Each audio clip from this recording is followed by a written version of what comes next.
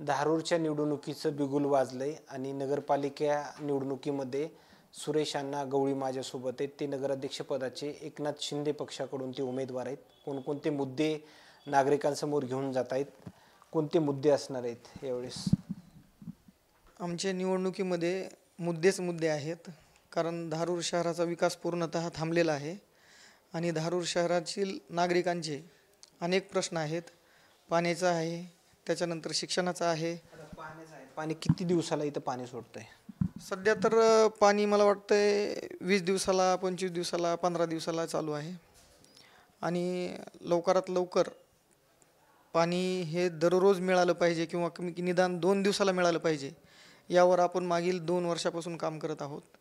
कुठल्याही पक्षात नसताना, सत्तेत नसताना तरी देखील आपण त्याविषयी काम करत होतो. आणि आता माननीय एकनाथरावजी शिंदे साहेबांची साथ मिळालेली आहे.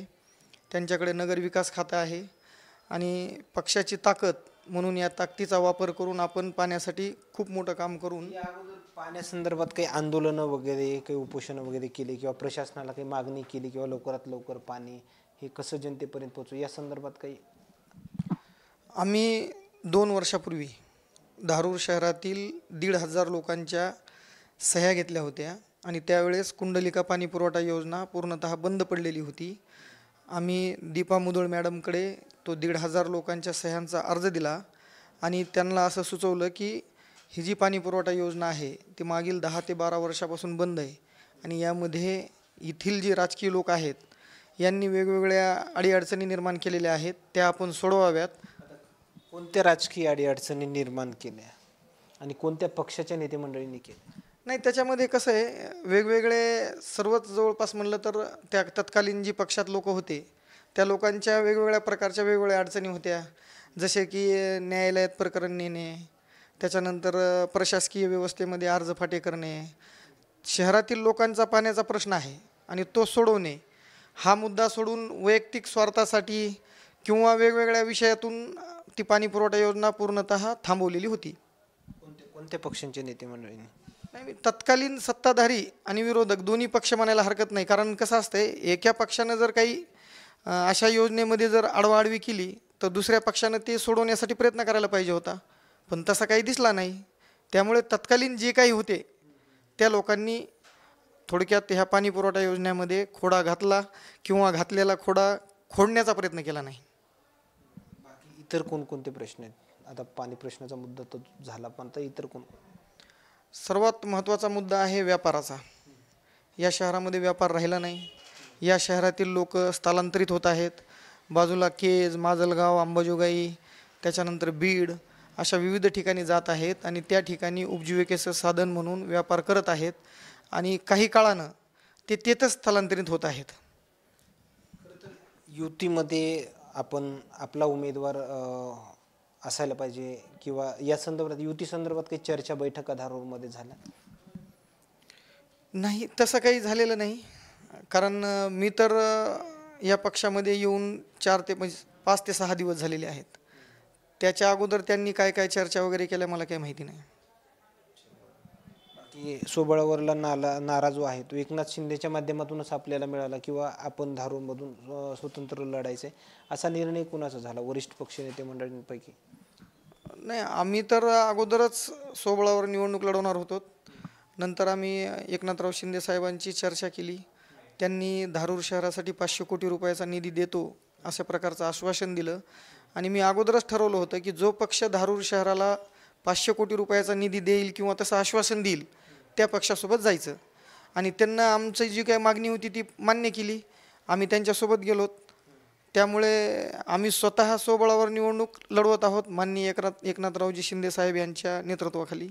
बाकी आणखीन कोण नागरिकांना दररोजच्या प्रश्नांना सामोरं जावं लागतं असे कोणकोणते इतर प्रश्न? हे पहा, धारूर शहर प्रश्नांचं मायाजाळ आहे.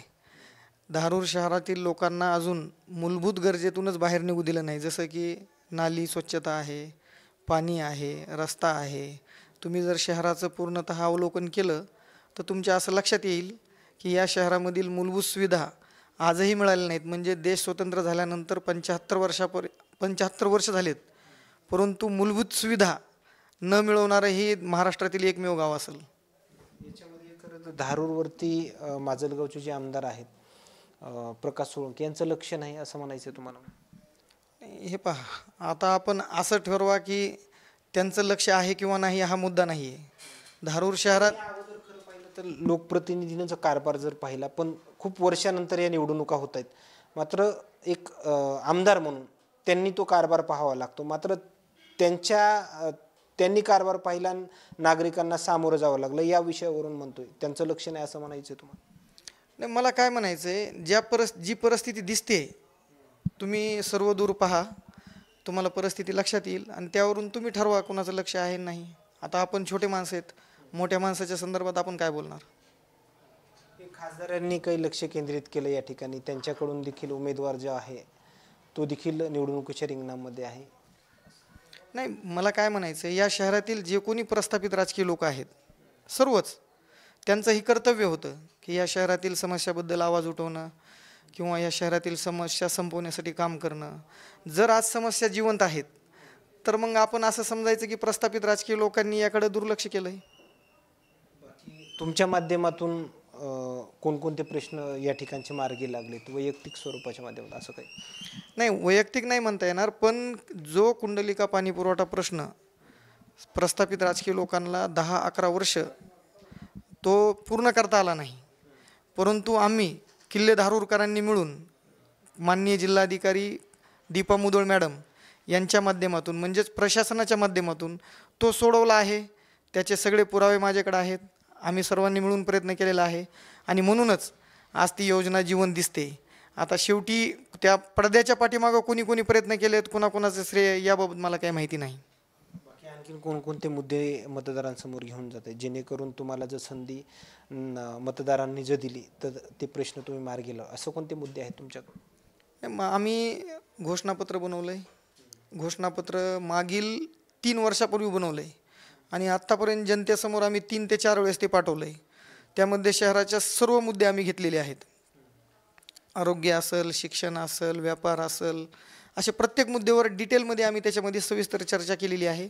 तो जाहीरनामा जनतेसमोर प्रकट केलेला आहे, त्यांना दिलेला आहे आणि त्यांनी तो वाचलेला देखील आहे. त्याच्यामध्ये जे काही मुद्दे आहेत ते सर्वच मुद्दे आमच्यासाठी अत्यावश्यक आहेत आणि ते सर्व सोडवण्याचं काम आम्ही करणार आहोत. स्टार प्रचारक म्हणून तुम्ही धारूरमध्ये तुमचे वरिष्ठ नेते मंडळी आहेत, त्याची कुणाकुणाच्या सभा होणार आहेत अशी काही माहिती आली? आता ते वरिष्ठ पातळीवर तो निर्णय होईल, पण बऱ्याच मोठ्या लोकांच्या सभा होत्याल, मंत्री महोदयाच्या सभा होत्याल आणि आमची तर अशी मागणी आहे की माननीय एकनाथरावजी शिंदे साहेब हे धारूर शहराला निधी संदर्भात शब्द देतील तसं ते VC द्वारे बोलतील, अशा प्रकारचा आमचा प्रयत्न चालू आहे. बाकी तुम्हाला खात्री आहे की मी निवडून येईल अशी? त्याचं एक कारण आहे, मी 4 वर्षांनी काम करतो आहे. मी 4 वर्षामध्ये कधीही विचार केला नाही की मला वैयक्तिक स्वतःला निवडणूक लढवावी लागेल. 4 वर्षानं काम करत, मग कोणकोणते कामं तुम्ही स्थानिक नागरिकांचे मतदारांचे केले हा प्रश्न मी अगोदरच उपस्थित केला होता, तसं काही तुम्हाला सांगता येईल?